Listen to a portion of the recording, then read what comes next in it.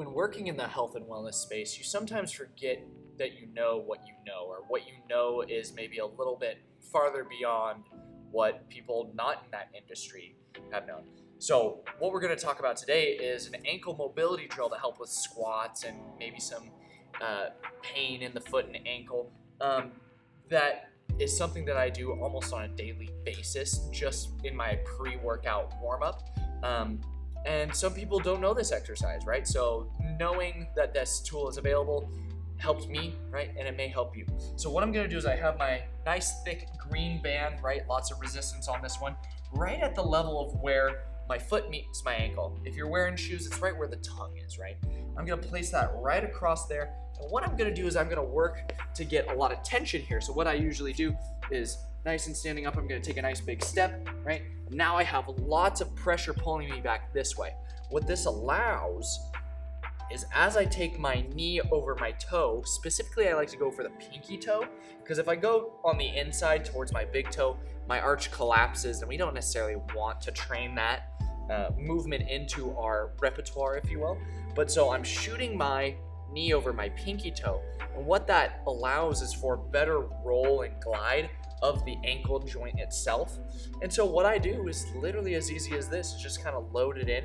For a little extra spice, I can hold this back heel down a little bit more, and that'll help kind of mobilize that tissue just a little bit more.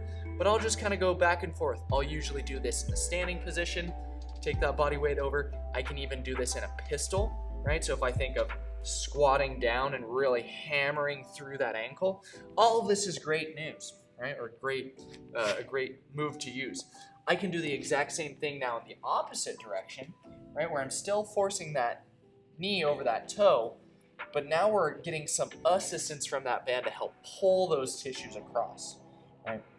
So hitting it both ways can be beneficial, but I love spinning around and hitting it both ways, because from here what I can do is maintaining that band kind of closer to my heel, is I can lean back, and now I'm getting a slightly different roll and slide, but right, ankle plantar flexion, i.e. taking your toes down towards the ground, is a movement that most often gets neglected because there isn't many times that we are working in this position. The only thing that most people can kind of go, oh yeah, that makes sense, is when we're triple extending, i.e. jumping, right? When I push off of the ground, my ankle goes into this full dorsiflexion. And if I don't have that, right, I'm losing horsepower. I'm losing time to keep in contact with the ground as I push off, right?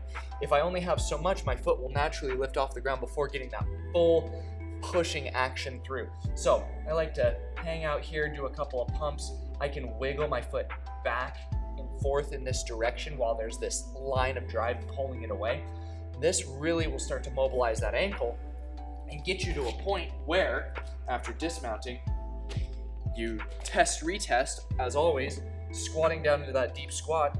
One ankle is nice and loose, right? I feel like I can get into the bottom no problem. Well, the other one still feels a little tight, so I'll hit that one on my own. You try it out.